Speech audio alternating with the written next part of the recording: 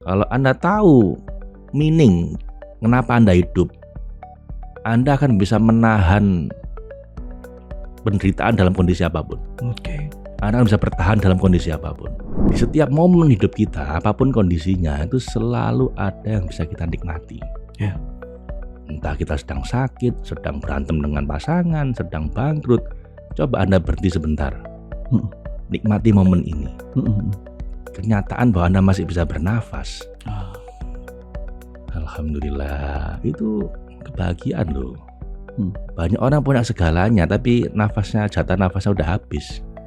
Itu dia mau nuker uang miliaran hanya untuk bisa bernafas lagi. Nah, kadang-kadang orang itu nganggap kebahagiaan tuh kalau sudah punya uang 5 miliar, udah punya rumah mewah, jadi sultan di sini di sana. Enggak. Just pause.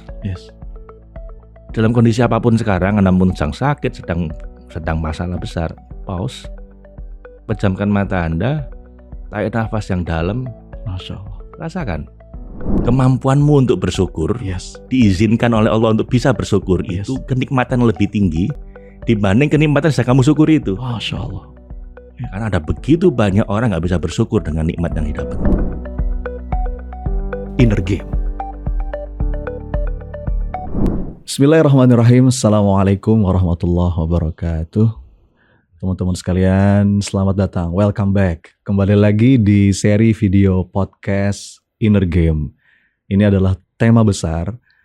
Kita mengupas tentang bagaimana menata pikiran, menata perasaan, ngasah kolbu untuk jadi pribadi yang lebih baik, lebih bahagia, lebih damai, lebih produktif insya Allah. Dan seperti biasa teman-teman sekalian, dalam seri video podcast kita mengundang, berbincang-bincang dengan satu tokoh inspiratif, guru kehidupan. Dan di episode ke-21 kali ini kita akan ngobrol lagi dengan guru saya, ya, yang di episode pertama beliau juga hadir di podcast Inner Game ini. Dan mudah-mudahan obrolan, bincang-bincang ringan ini penuh inspirasi, kita dapat sesuatu, semangat yang menggugah dan mengubah hidup. Dengan siapa kita akan ngobrol? Di video kali ini kita akan ngobrol dengan Pak Ahmad Faiz Zainuddin. Assalamualaikum warahmatullahi wabarakatuh. Waalaikumsalam warahmatullahi wabarakatuh. Sehat Pak Faiz? Alhamdulillah sehat Mas Sony. Alhamdulillah. Makasih Pak Faiz sudah mau meluangkan waktu nih. Yes, saya kalau Mas Sony yang ngajak gak bisa nolak saya. Masya Allah. Alhamdulillah teman-teman. Jadi di video kali ini sempat ngobrol tadi sama Pak Faiz. Kita akan coba ngupas teman-teman. Masih seputar Inner Game.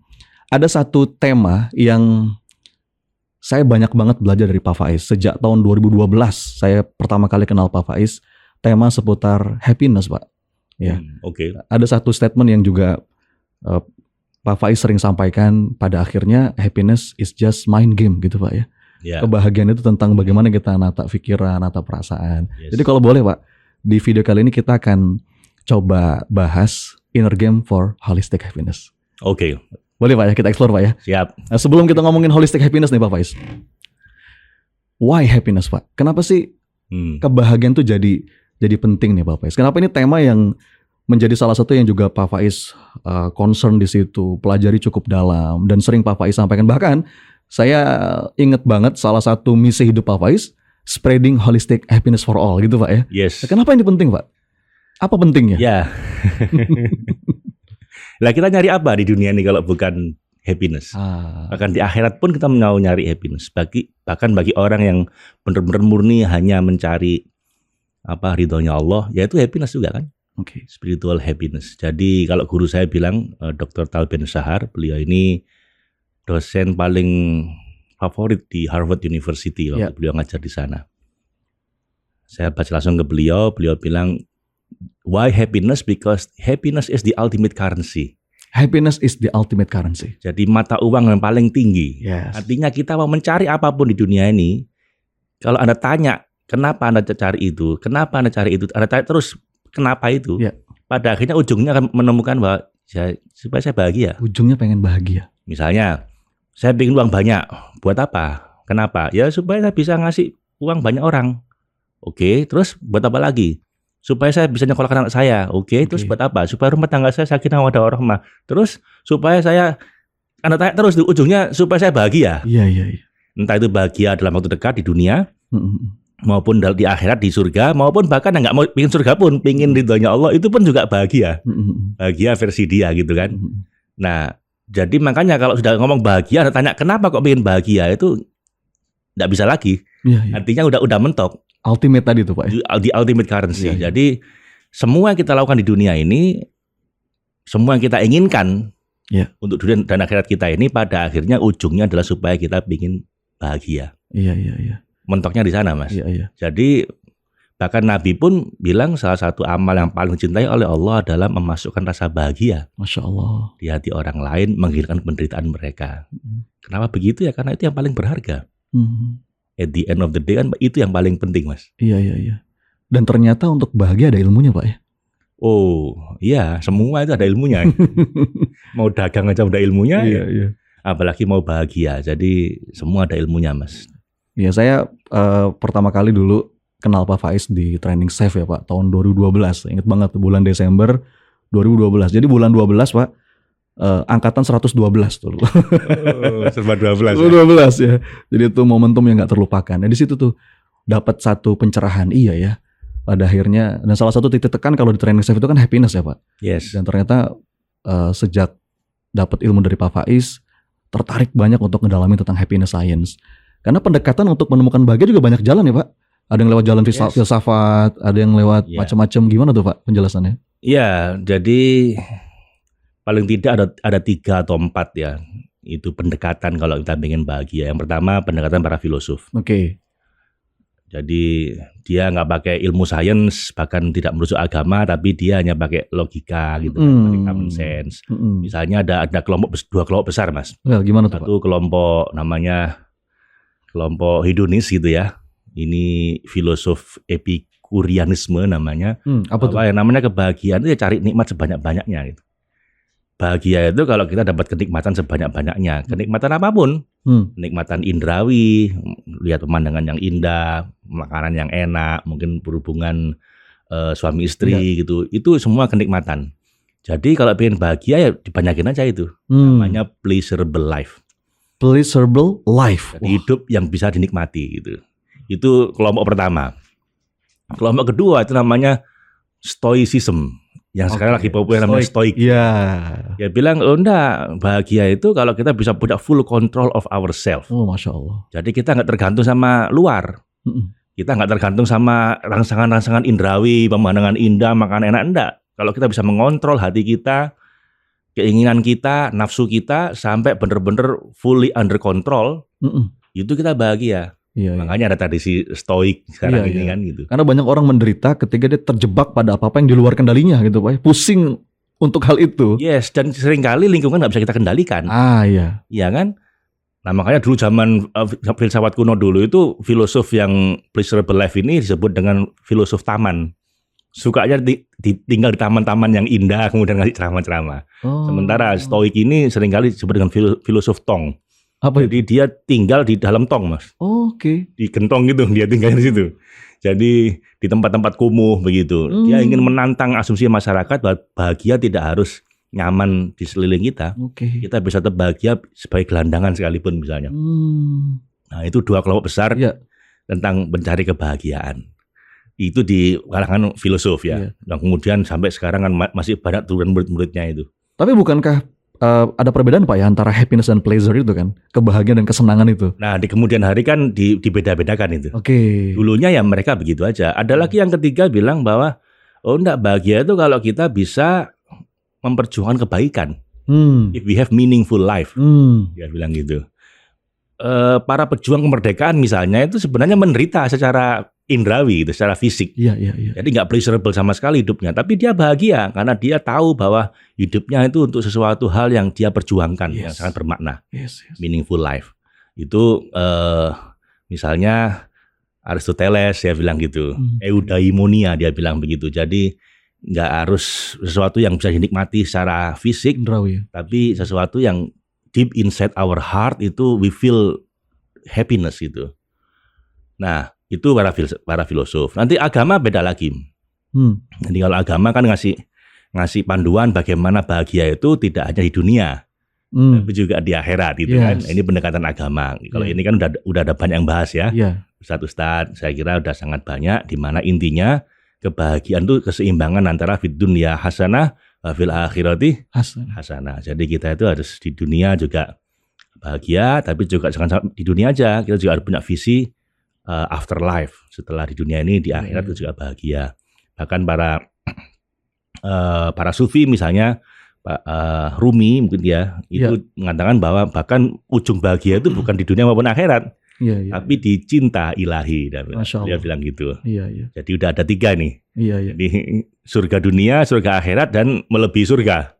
Yaitu kalau puncak kebahagiaan adalah kalau kita bisa menemukan mahabbatullah, menemukan cintanya Allah. Allahu Akbar.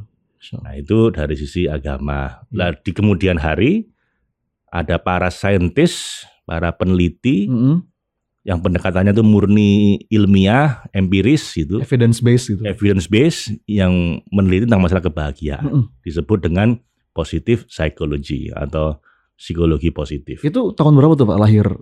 Tahun 1999. Oh, belum lama ya? Belum lama, 25 tahun lah kira-kira. Iya. Sebenarnya kalau dari sisi studi sebelum dikasih nama itu udah jauh sebelum itu. Cuman secara resmi itu jadi cabang ilmu psikologi baru itu dicanangkan oleh Profesor Martin Seligman dari Pennsylvania ketika beliau diangkat sebagai Presiden Asosiasi Psikolog Amerika tahun 99. Nah, tahun 2002 keluarlah buku pertama beliau namanya Authentic Happiness.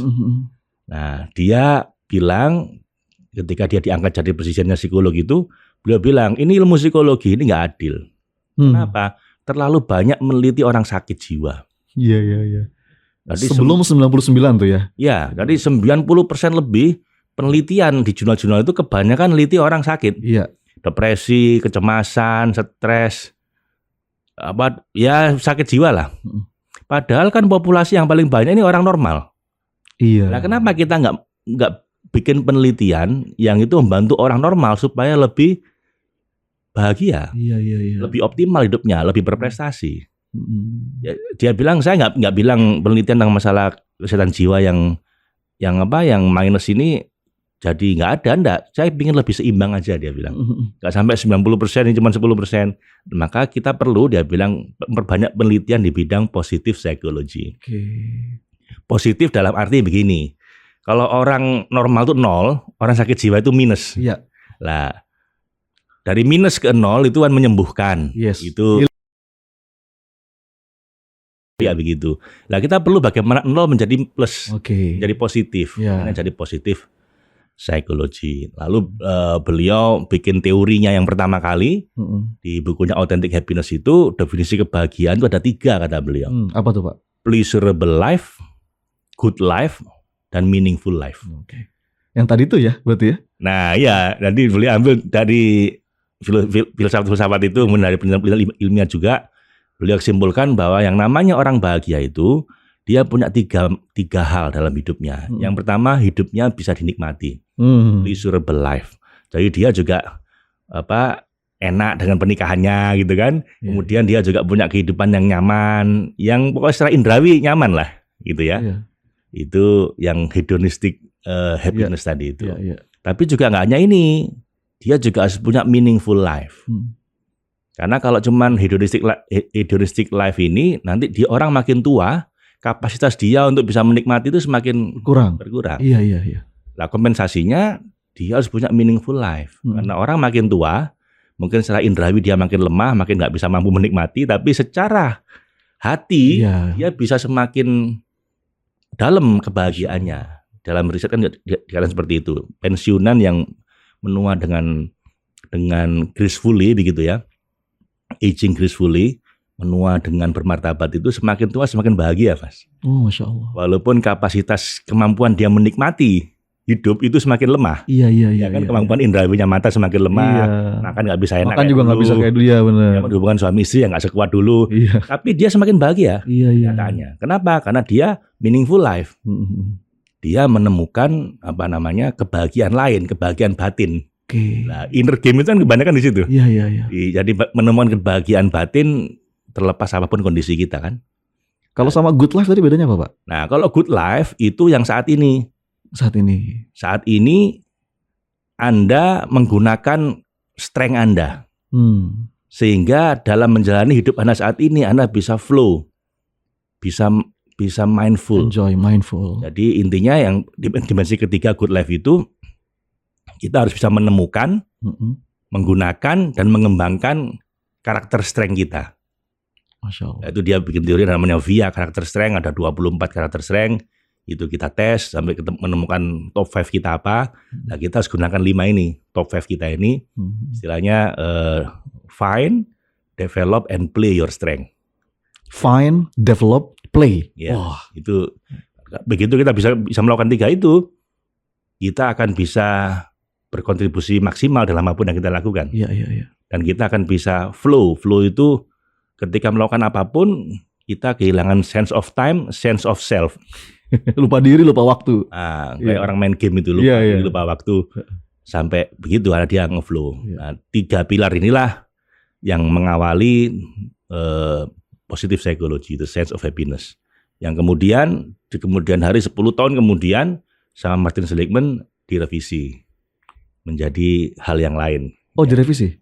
Ya, beliau bilang happiness itu sebuah kata yang tidak mencukupi lagi. Ada kata lain yang lebih bagus, kata beliau, yaitu well-being. Oke. Nah, untuk well-being itu ada 5. Gimana tuh, Pak? Namanya menarik nih. PERMA gitu ya. Jadi well-being itu definisi yang lebih dalam dari sekedar happiness. Gitu, Yes, Pak, ya? jadi kalau happiness tadi itu dia bilang 3, cuman kalau yang PERMA ini ada 5. Saya lihat contekannya Iya, ya. Pak. Jadi PERMA itu apa lagi? Ini singkatan yang dikenalkan oleh Martin Seligman, di mana ini much more than happiness. Much more than happiness. Itu menarik, teman-teman. Kita dalam hidup itu nyari bahagia. Ternyata ada yang lebih dalam dari sekedar bahagia. Disebut oleh Martin Seligman dengan well-being, dan itu ada 5 hal. Yes. Disebut dengan PERMA. Apa aja tuh, Pak? Jadi pertama positive emotion. Positive emotion. Sebenarnya irisannya juga agak tebal sih dengan yang 3 tadi itu. Dia sempurnakan aja. Jadi kita mengalami well-being atau hidup yang penuh dengan makanya agak repot ya. Iya. Kesejahteraan gitu ya. Sejahtera lahir batin gitu. Sejahtera lahir batin. Itu kalau pertama punya positive emotion. Oke. Jadi hidup kita dipenuhi dengan emosi-emosi positif, kebahagiaan, rasa syukur, rasa percaya diri, mungkin confidence, kemudian rasa kagum, gitu-gitu. Awesome, ya. Ada 20 tuh, Pak, kalau nggak salah. Ada 20 ya. Barbara Fredrickson. Itu muridnya Martin Seligman ya, Pak ya? Beda, itu 2 peneliti yang beda jalur, beda kampus, tapi memang dua mastahnya lah. Sorry, ada 10, Pak. Kalau nggak salah ada 10, saya pernah dapat dari Pak Faiz juga soalnya itu. Oke. Cinta, Pak ya. Cinta, terus interest gitu. Yes. Curiosity. Saya ingin tahu gitu. Itu sebagai lawan dari stres, depresi. Oke. Itu kan bosen. Nah, kalau hidup kita itu lebih sering ada positive emotion, nah itu berarti bahagia. 1 poin itu. Tapi itu nggak cukup. Necessary but insufficient. Necessary but insufficient. Itu diperlukan tapi nggak cukup cuman itu. Barbara Fredrickson itu peneliti khusus di bidang positive emotion. Oke. Disebut dengan positivity. Yes. Teori dia hidup yang optimal, yang bahagia itu kalau perbandingan positive emotion dengan negative emotion yang alami itu 1:5. 1:5 ya? Sampai 1:13. Oke. Kalau nggak ada negative emotion sama sekali juga nggak baik kata beliau kan. Jadi 1:13 itu paling mentok. 1:5 paling minim. Nah, di antara itu 5 sama 13 itu. Mirip sama yang John Gottman itu, Pak, berarti. John Gottman ya. Iya. Mirip sama kalau kita sholat juga ya, syukurnya 5 kali, sekali berdoa gitu. Iya ya. Iya betul, Pak. Jadi itu angka sakti itu 5:1. Syukurnya 5, minta sekali. Bener tuh, Pak. Kadang-kadang kita kebanyakan minta, Pak. Jarang syukur. Mungkin teman-teman nggak tahu maksudnya apa ini. Ya, teman-teman saya jelasin sedikit ya. Anda kalau sholat, teman-teman, Anda lihat perbandingan syukur sama mintanya itu berapa kali ya. Penting nih, Pak. Ketika kita 1 rakaat ya maksud saya, 1 rakaat itu Allahu Akbar, Anda baca Fatihah kan? Iya. Alhamdulillahirabbil alamin, itu syukur. Kemudian ketika ruku, Subhana rabbiyal azim wa bihamdi, syukur lagi. Sami Allahu liman Hamidah. atau Rabbana Walakal walakal hamd. hamd. Syukur lagi. Hmm. 3. Sujud Subhana rabbil a'la wa Wabihamdi. bihamdi. Baru Anda boleh minta Rabbi firli warhamni wajaburni Oh, warfa'ni Masya warzuqni Allah. wahdini Iya, wa'afini benar. wa'afani kan. Terus kemudian ditutup sujud lagi kan? Iya. Syukur lagi ya. Di 5:1, 1 rakaat. Masya Allah. Iya. Dalam satu rakaat teman-teman. Ini menarik nih. Ini apa rasio sakti nih, kunci sakti 5:1. Dalam satu rakaat setiap sholat itu 5 kali syukur, 1 kali kesempatan minta.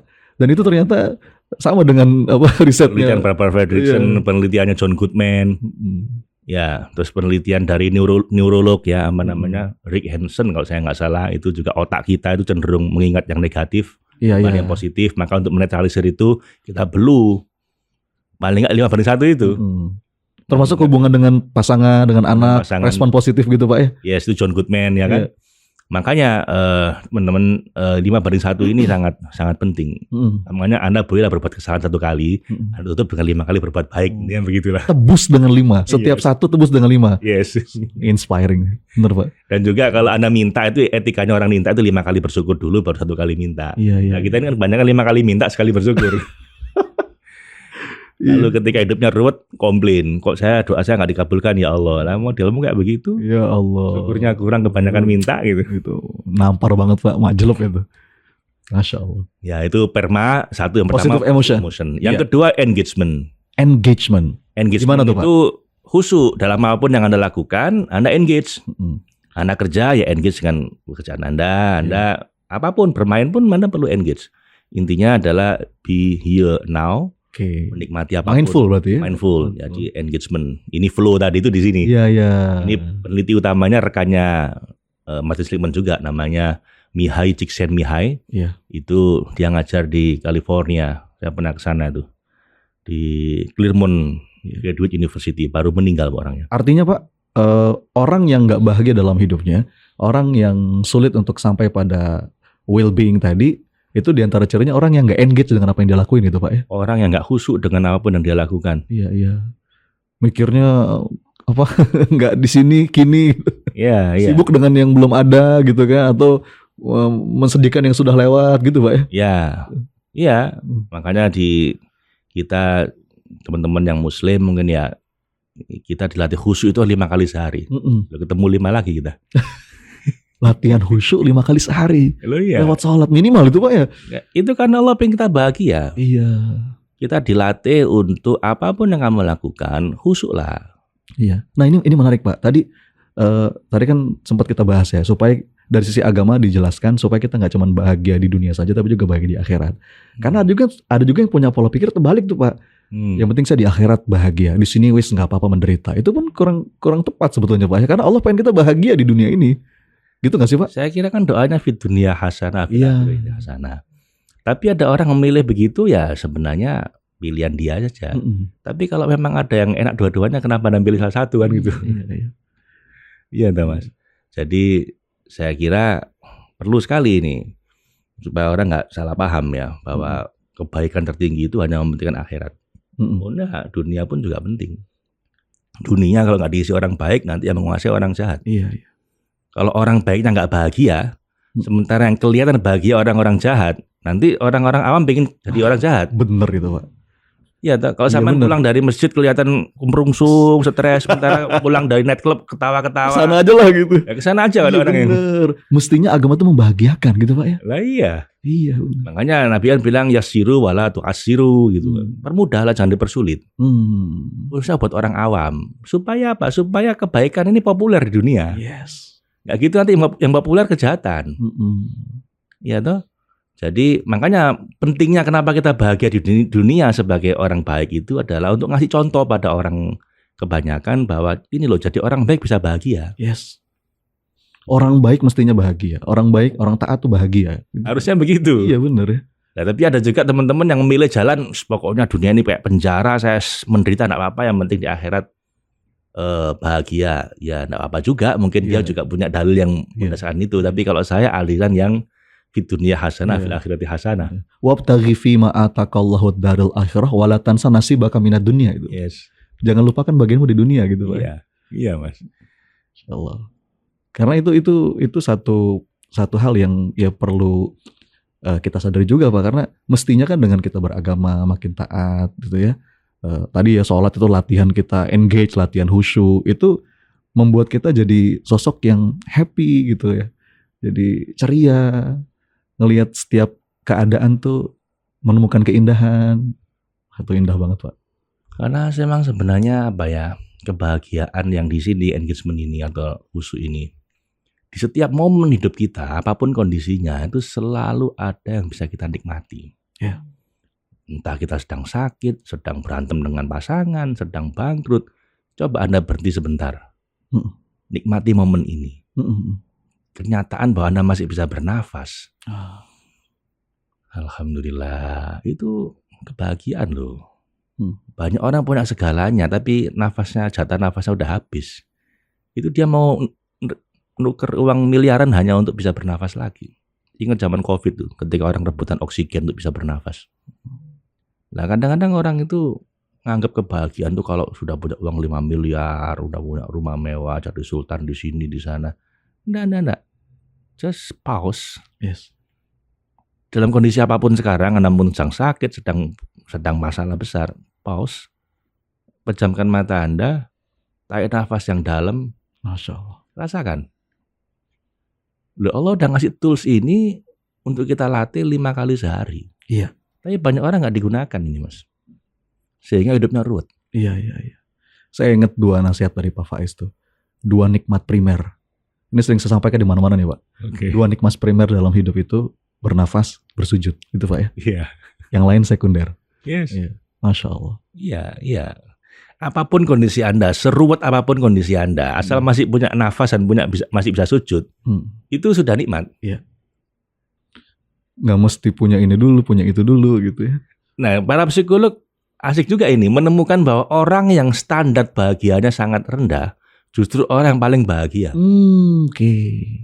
Orang yang tidak ngasih syarat apapun untuk bahagia, syaratnya sangat minim untuk bahagia, itu orang yang paling mudah bahagia. Happy for no reason. Happy for no reason, banyak bagunya itu. Iya. Sementara orang yang syaratnya terlalu banyak untuk bisa bahagia, semakin susah bahagia. Iya. Karena harus terpenuhi syaratnya itu banyak banget. Harus punya uang, harus rumah tangga nyaman, harus anak baik, harus sehat. Banyak banget. Dan susah diraih karena dunia ini bukan surga. Iya. Ada banyak masalah. Tapi begitu kita syaratnya sangat minim, asal masih bisa nafas, masih boleh sujud, Masya Allah. Alhamdulillah. Masya Allah. Itu malah jadi bahagia dalam kondisi apapun. Iya. Makanya ada sujud syukur, ada syukur sujud, gitu Pak ya. Oh gitu ya. Pak Faiz loh ini. Saya dapat dari Pak Faiz ini. Pak Faiz pernah bilang kalau sujud syukur itu ya kita sujud untuk mensyukuri suatu nikmat, gitu Pak ya. Anak kita diterima di kampus favorit, kita sujud, ya sujud syukur itu. Atau pemain bola abis ngegolin, selebrasi, sujud syukur. Tapi ada yang kedua kata Pak Faiz, syukur sujud. Ya sujudnya itu sendiri yang kita syukuri, gitu Pak ya. Iya, jadi kalau katanya Maulana Rumi ya, kemampuanmu atau kamu diizinkan untuk bersyukur, itu kenikmatan lebih tinggi dibanding kenikmatan kamu syukuri itu. Oh, Masya Allah. Boleh diulang Pak? Ini indah banget kalimatnya. Jadi kemampuanmu untuk bersyukur, diizinkan oleh Allah untuk bisa bersyukur, itu kenikmatan lebih tinggi dibanding kenikmatan yang kamu syukuri itu. Masya Allah. Karena ada begitu banyak orang nggak bisa bersyukur dengan nikmat yang didapat. Iya. Jadi syukurnya itu lebih penting dibanding nikmatnya itu. Iya. Nah makanya karena itu lebih penting, kasih saat seminimal mungkin. Apa? Asal bisa bernafas, bisa bersujud, selesai. Itu nikmat primer. Yang lainnya sekunder. Masya Allah. Dalam banget ya teman-teman. Dan itu ya sebuah kesadaran. Dan yang akan kalau kita kaitkan dengan tadi teori dari Perma ini bikin kita engage dalam hidup ya Pak ya. Jalanin pekerjaan, kita enjoy. Dan efeknya kalau kita engage, performance juga meningkat Pak ya. Jadi karyanya berkualitas. Ada sebuah penelitian bahwa kalau Anda secara konsisten melakukan yang namanya multitasking, IQ Anda turun 10 poin. Produktivitasnya turun 30-80%. Ini banyak orang salah paham. Banyak orang bilang kalau semakin saya bisa multitasking, pada saat yang bersamaan mengerjakan banyak hal sekaligus, produktivitas saya meningkat. Nyatanya enggak. Nyatanya Anda akan turun 30-80%. Cobain, misalnya Anda lagi mengerjakan tulisan gitu ya, lagi nulis, tiba-tiba WA bunyi ting, lalu Anda pause sebentar, lihat ya. Ini untuk balik ke sini lagi butuh energi 30%. Mas. Iya. Ini untuk tune in lagi. Untuk tune in lagi, untuk mood lagi, untuk konsen lagi itu butuh 30%. Namanya switching cost. Oke. Switching cost itu apa? Kerugian yang harus Anda bayar gara-gara Anda harus pindah dari sini ke sini. Oh itu hari ini banget tuh Pak. Iya. Banyak distraksi. Ini belum kalau yang Anda lihat ini sesuatu yang bikin Anda emosi. Oh, mempengaruhi mood itu. Tiba-tiba ditagih utang gitu. Wah, itu 80% Mas kosnya. Kok saya menjiwai ya dengan contohnya ini? Loh ya, 30-80% switching cost gara-gara multitasking ini. Iya. Nah, makanya para psikolog ini merekomendasikan walaupun Anda punya banyak tugas, lakukan once in sekali dalam satu waktu. Gitu. Jadi jangan didouble-double. Karena kalau Anda double-double, nanti satu Anda nggak menikmati apapun, yang kedua produktivitasnya turun. Begitu ada cuma satu waktu Anda lakukan satu hal, maka productivity naik, kebahagiaan meningkat. Sesederhana nyuci piring, Mas. Nyuci piring. Itu Anda hayati, misalnya Anda rasakan dinginnya air, halusnya ini, lalu ada ya Allah, alhamdulillah banyak orang nggak bisa bergerak gara-gara sakit stroke, saya bisa nyuci piring. Masya Allah. Nikmat banget ini. Itu bisa Anda nikmati tuh nyuci piring. Bentar. Kita bikin latihan mindfulness cuci piring. Itu kayaknya menarik tuh. Jadi salah satu latihan untuk melatih mindfulness cuci piring. Bener, Pak? Saya dulu Mas, saya itu tinggal sama mertua 8 tahun. Saya itu volunteer untuk bagian nyuci baju. Oke. Satu rumah. Jadi 2 ember besar satu hari itu. Saya bagian nyuci. Lagi mana caranya untuk ngilangin males? Ya itu mindful nyuci. Rasakan hayati. Iya. Ini sebuah kenikmatan. Anda bisa bangun pagi masih bisa bernafas, badan sehat di saat banyak orang yang kena stroke nggak bisa ngapa-ngapain. Iya. Saya punya kenalan saya yang putus asanya gara-gara stroke. Dia bilang, udah kamu nggak usah ngerawat saya. Ngomong ke istrinya, kasihkan aku ke adikku aja. Kalau adikku nggak mau terima, buang aja ke tong sampah aku. Ya Allah. Dia bilang gitu. Itu saya yang putus asanya dia. Tiap jam itu kotorannya keluar. Gak bisa ngapa-ngapain, padahal masih muda, masih tuaan saya. Coba bayangin. Lah Anda bisa bangun pagi sehat, bisa nyuci baju. Allah. Itu kenikmatan gitu. Nah kalau itu dihayati 2 jam berlalu dengan nggak kerasa loh Mas. Tadi flow tadi tuh Pak ya. Sambil saya bisa banyak inspirasi itu. Iya. Nah, Masya Allah. Jadi makanya benar Mas Wali tadi itu life is just a mind game. Tempatnya inner game. Masya Allah. Mas. Masya Allah. Ini is just inner game. Ini menarik Pak. Kalau engage nih dibahas nggak habis-habis nih. Berikutnya apa nih Pak? R ya. Yang ke R itu relationship. Nah, jadi orang bahagia nggak bisa tidak. Komponen terbesarnya adalah Anda punya hubungan yang baik. Oke. Dengan anak, dengan istri, dengan rekan kerja, dengan orang-orang sekitar Anda. Masalahnya Pak, kadang-kadang di zaman ini, di era sosial media gitu ya, ada monster tuh yang bisa bikin kita malah jadi terputus koneksinya sama orang-orang dekat. Sibuk dengan apa yang ada di internet, malah relationnya jadi nggak bagus. Itu nggak sih fenomenanya hari ini? Iya. Saya ikut konferensi tentang psikologi positif ini di Australia waktu itu tahun 2019 sebelum COVID. Itu ada profesor dari New York University, Jonathan Haidt, dia bilang bahwa salah satu indikator orang depresi adalah dia lebih banyak di depan gadget daripada ketemu orang. Itu hari ini banget Pak. Ya kan, nanti semakin kita lebih sering dengan gadget kita, semakin kita terisolasi dengan lingkungan sekitar kita. Jadi yang nyata Anda jauhin, yang maya Anda deketin. Iya. Menjauhkan yang dekat, mendekatkan yang jauh. Dia bilang begitu. Itu dia teliti di kampus-kampus. Kalau mahasiswa yang membatasi dirinya, 1 medsos 10 menit 1 hari, itu jadi jauh lebih produktif, lebih bahagia dibanding yang nggak menahan diri untuk di loss 10 menit screen time-nya. 10 menit 1 hari. Itu challenge banget. Per medsos. Per medsos ya. Iya. Jadi akhirnya 1 jam lah misalnya Anda punya 6 medsos. Iya. Karena yang bahaya itu bukan medsosnya Mas. Yang bahaya itu adalah infinity scroll. Begitu Anda scrolling ini nggak habis-habis nih. Iya. Memang dibikin kayak begitu sama semua medsos ini kan nggak ada putusnya kan? Iya. Anda scroll terus aja dia. Iya. Itu yang bikin kita akhirnya habis waktu kita. Iya. Iya. Jadi kalau istilah Johan Hari itu jadi malah lost connection Pak ya. Yes. Bikin bukan lost connection dengan diantaranya tadi dengan hubungan kita dengan sekitar gitu. Ya. Dan relationship itu menjadi unsur yang penting kalau pengen well-being gitu Pak ya. Ya satu unsur utama yang terkait dengan lingkungan ya. Dia nggak bilang punya rumah yang bagus, dia nggak bilang tinggal di negara yang nyaman, yang baik, dia cuma bilang relationship Anda bagus, maka Anda akan bahagia. Iya. Makanya ada yang bilang kan bukan di mananya tapi sama siapa. Oh bener. Ya kan? Bukan makan apa tapi makan bersama siapa. Bukan jalan-jalan kemana tapi jalan dengan siapa. Gitu. Karena itu bagian dari yang ketiga dari kebahagiaan itu relationship. Iya. Nah, teman-teman kalau mau belajar lebih dalam tentang relationship, Pak Faiz nih pakarnya banget nih tentang pernikahan ya Pak ya. Ada kelas Pak Faiz dulu ya Fantastic Family Pak ya, the Art of Marriage itu. Nah, nanti silakan cek infonya ya di medsosnya Pak Faiz atau Logos nih. Apalagi Pak tadi perma ya, R sudah, sekarang M. Yang 4 ini meaning, yang M-nya itu meaning. Jadi Anda harus tahu Anda hidup ini untuk apa, apa nilai-nilai yang Anda perjuangkan.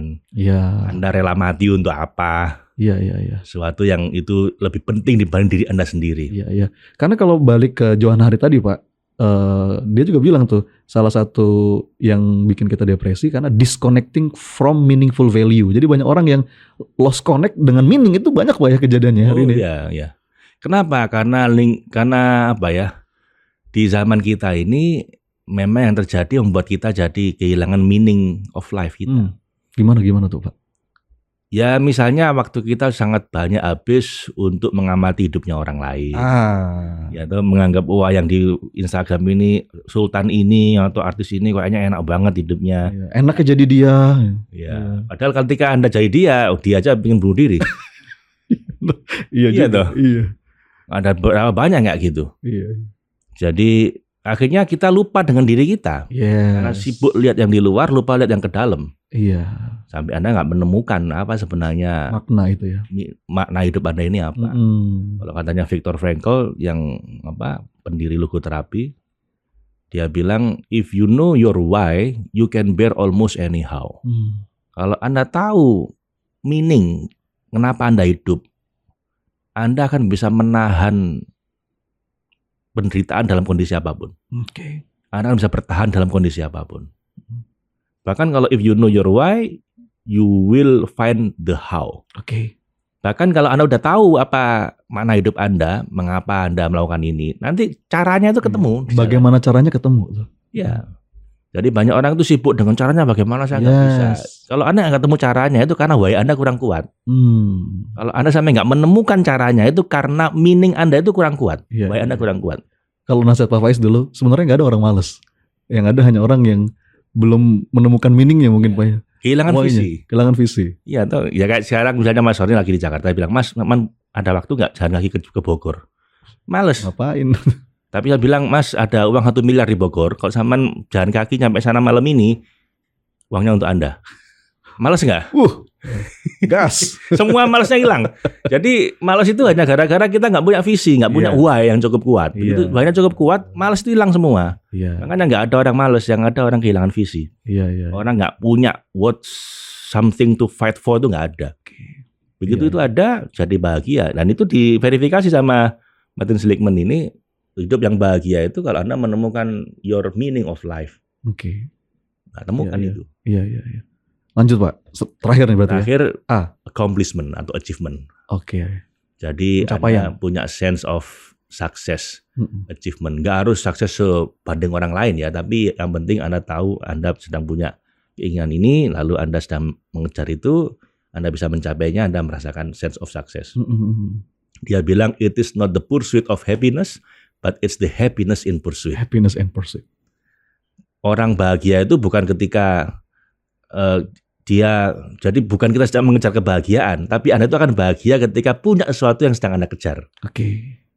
Iya. Jadi kalau kita kehilangan itu, kita jadi ngapain lagi ya gitu kan? Jadi perma itu kalau saya boleh rangkumkan, yang pertama Anda lebih banyak emosi positifnya, positive emotion.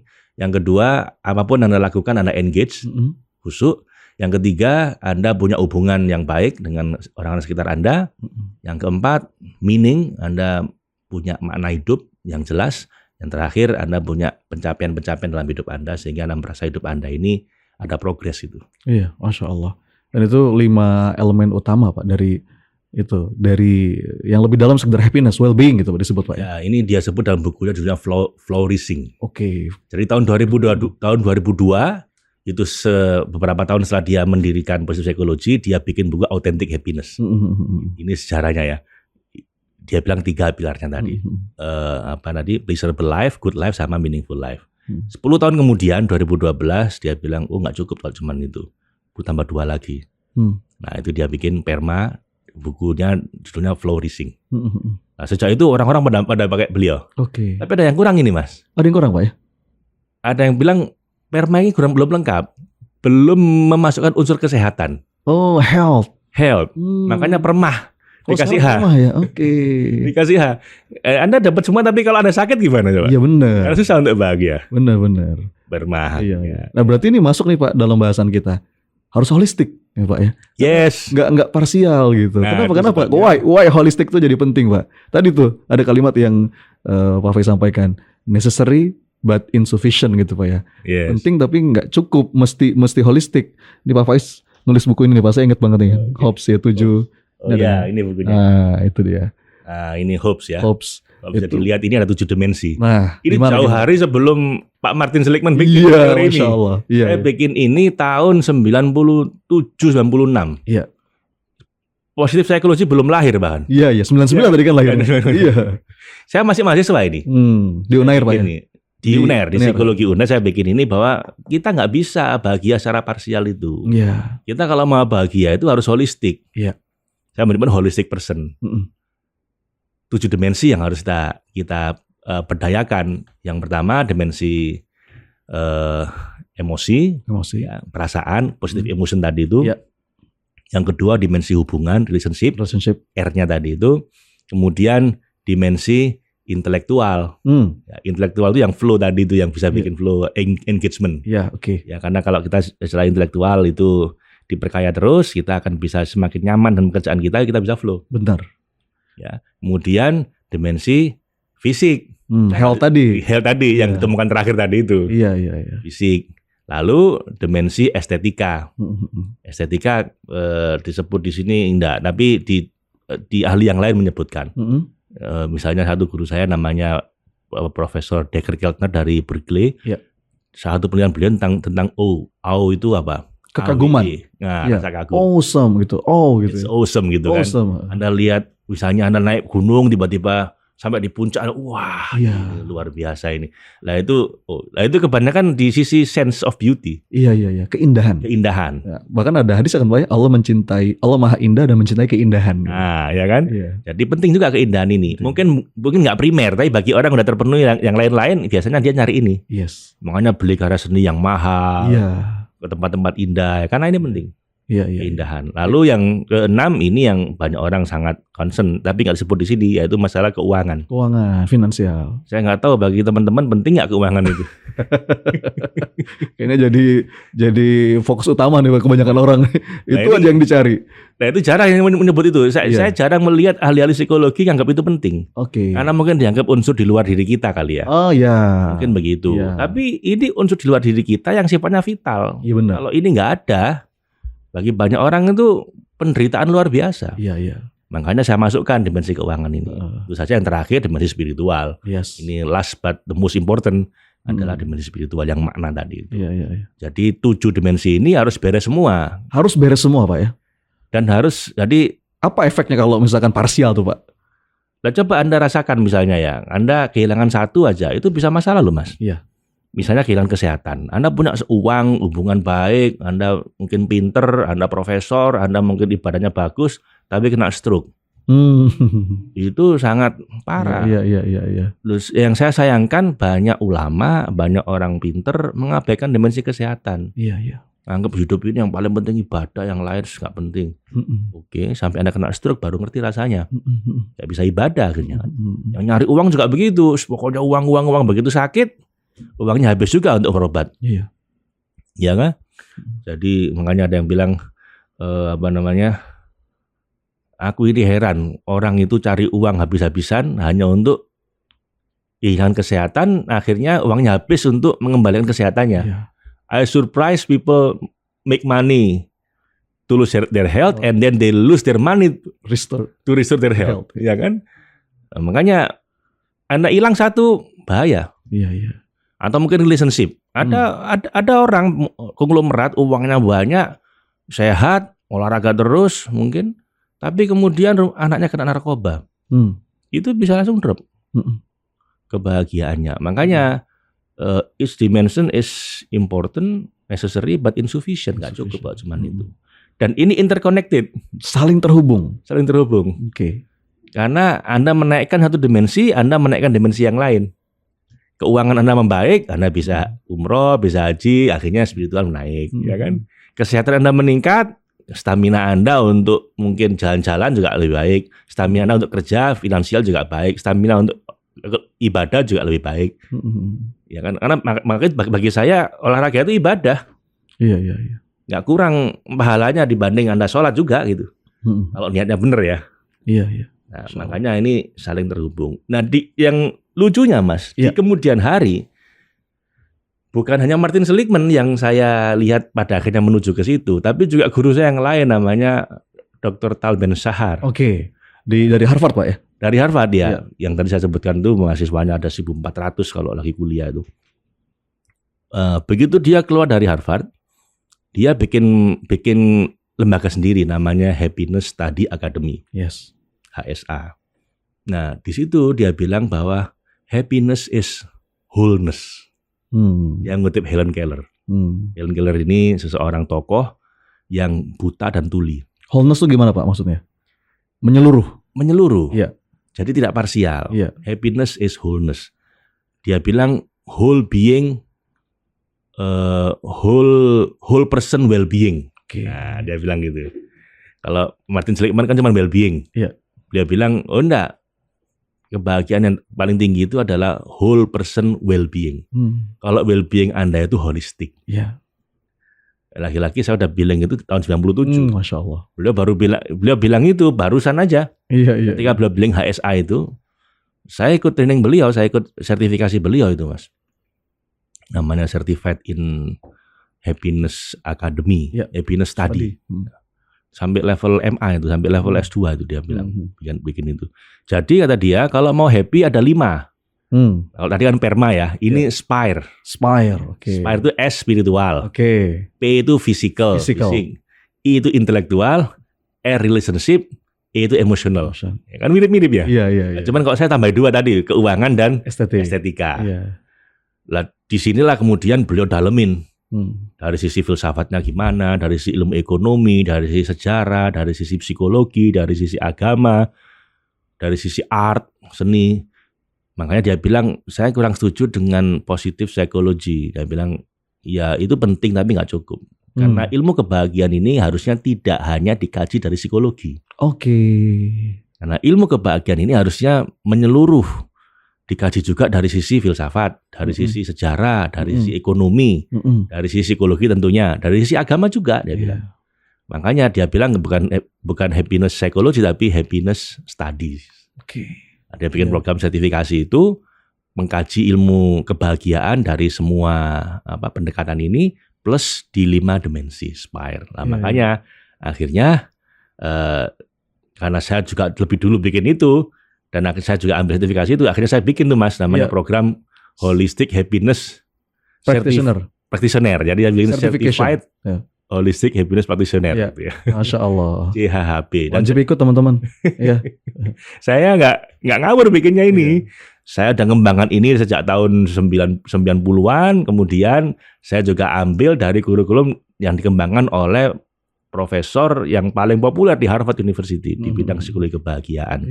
Jadi saling melengkapi begitu. Iya. Masya Allah. Ini memang keren banget Pak. Saya pertama kali kenal konsep ini teman-teman. HOPES ya, Holistic Person Empowerment System. Ini lengkap ya, framework ini dan bisa dibahasakan dengan sederhana. Memang itu keahlian Pak Faiz ya. Jadi yang rumit itu jadi gampang difahami, tapi ilmiah, ilahiyah, dan praktis. Tadi ya saya saranin teman-teman ikut nih programnya Pak Faiz Holistic happiness practitioner. Nanti infonya kita pasang di deskripsi ya, insya Allah. Kalau boleh dikasih sedikit Pak, mungkin bocoran. Bagaimana caranya Pak untuk bisa punya kebahagiaan yang holistik? Satu, Anda harus yakin dulu bahwa itu bisa dicapai. Banyak orang bilang, Pak, kan nggak bisa Pak. Siapa contohnya Pak? Saya bilang, contohnya Anda. Oke. Jadi rasakan sendiri. Kalau ada unsur dalam 7 dimensi diri Anda ini yang nggak seimbang, hidup Anda menderita kan? Iya. Jadi makanya ya mulai sekarang harus kita, walaupun pelan-pelan, kita kembangkan semua 7 dimensi ini. Karena kalau enggak, suatu hari ada yang fatal gitu ya, entah kesehatan, entah spiritual, entah hubungan, nanti Anda pasti menderita walaupun dimensi yang lain membaik. Ada beberapa rule kalau nggak salah Pak ya di Hobbes ini ya. Ada 5 rule. Ada 5 rules. Ya. Jadi yang pertama itu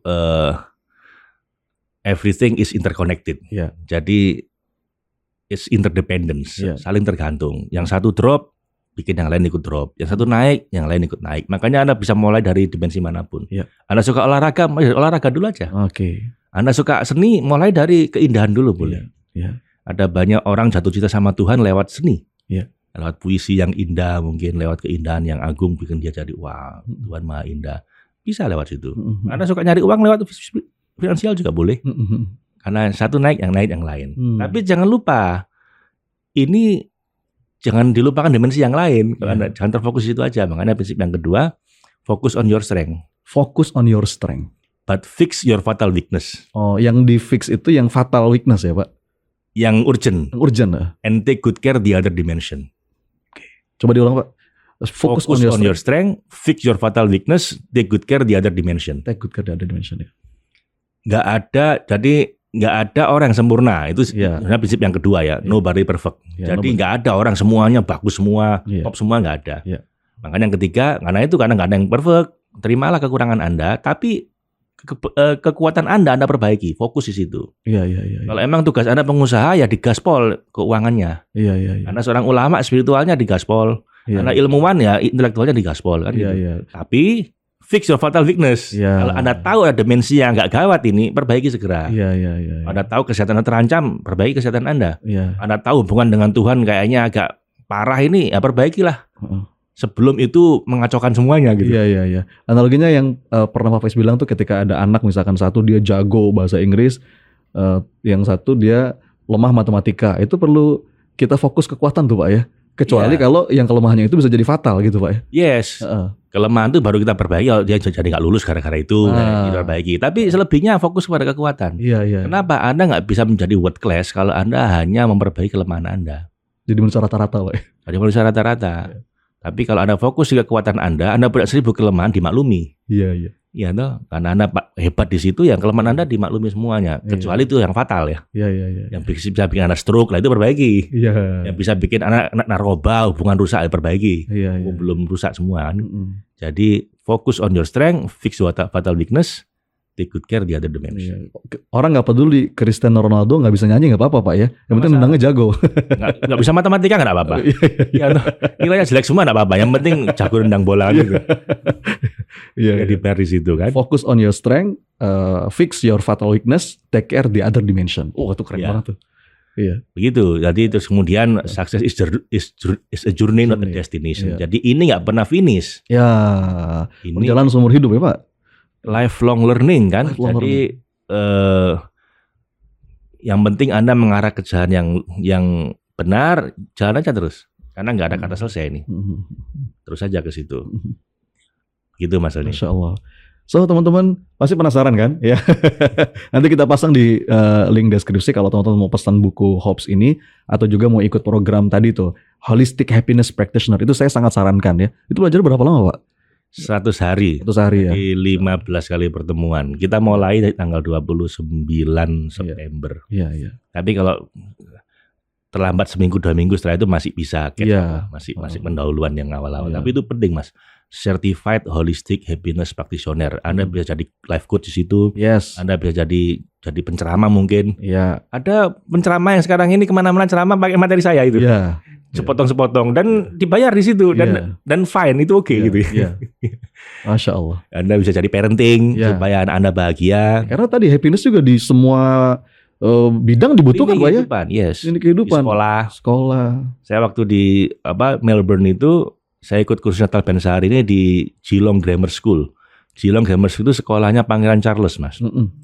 Jadi salah satu pelopor utama positive education. Bagaimana menerapkan prinsip happiness ini di sekolah.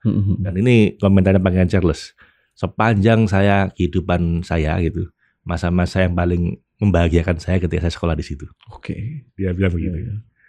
Jadi dia pernah sekolah di Jerman, pernah sekolah di Swiss kalau saya nggak salah. Memang calon raja ya, jadi keliling gitu. Nah, yang paling bahagia di situ. Karena ini kampus sekolah yang menerapkan positive education. Jadi Anda menguasai ini Anda bisa terapkan di sekolah. Sebagai konselor, sebagai mentor, sebagai ustadz mungkin ya.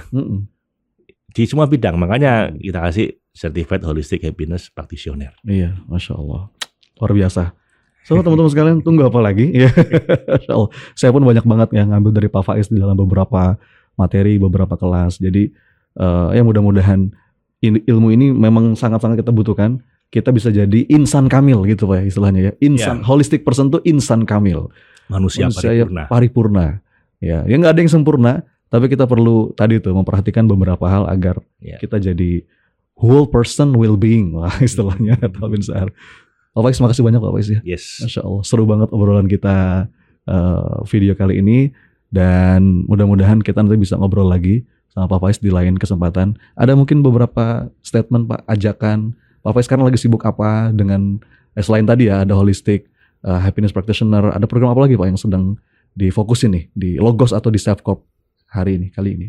Semua program kita itu mengarah ke holistic happiness. Oke. Jadi yang pertama yang paling populer nih yang udah 560-an angkatan, udah hampir 80-an ribu alumni kita itu adalah Self Total Solution. Ini untuk healing. Ya, untuk healing. Karena kan sebelum kita happy kita perlu healing dulu. Kemudian kita juga punya program untuk abundance. Ini yang untuk masalah finansial. Ya kan? Kemudian gimana abundance Pak? Kayaknya banyak yang tertarik Pak. Abundance itu gimana? Supaya berlimpah gitu Pak ya. Itu perlu satu podcast lagi. Siap. Karena panjang. Karena ya itu banyak orang itu hidupnya susah karena mentalnya mental miskin. Mental, inner game juga dong Pak ini berarti ya? Ya, scarcity mentality, mental miskin, mental serba kekurangan. Bahwa dunia ini kurang buat semua orang sehingga saya rebutan, harus nyikut kanan, nyikut sini, harus korupsi. Akhirnya ruwet. Harusnya Anda punya mental abundance. Jadi lebih dari cukup untuk semua orang. Ya, anggap aja ini miniatur surga. Cukup buat semua orang. Kalau Anda mentalnya benar. Lah itu kita perbaiki itu nanti uang datang belakangan. Ya kan? Finansial itu datang ketika mental kita udah benar. Lah itu kita bikin mentoring juga. Terus tentang happiness ini. Kemudian kita juga kalau Ramadan kita bikin untuk yang spiritual. Di One Love Initiation ini mau launching buku baru kita 70 Jalan Cinta Menuju Tuhan. Nah, itu dia Pak. Gimana tuh Pak? Kapan ini perlu dibahas nih? Kapan launchingnya nih Pak ya? Itu kira-kira November Desember lah kita akan launching. Jadi 70 Jalan Cinta Menuju Tuhan itu saya kutip dari ajarannya gurunya Maulana Rumi, Syams Tabrizi untuk memimpin muridnya supaya menempuh jalan cinta. Nah, itu kita bikin ada mentoringnya tuh Mas. Ada mentoringnya. Itu kayak ini, nggak cuma buku tapi juga ada mentoringnya. Jadi ini kan buku ini seperti semacam handbooknya, lalu ada trainingnya 1 hari. Ketika orang beli buku ini, otomatis dia akan dapat training 1 harinya itu.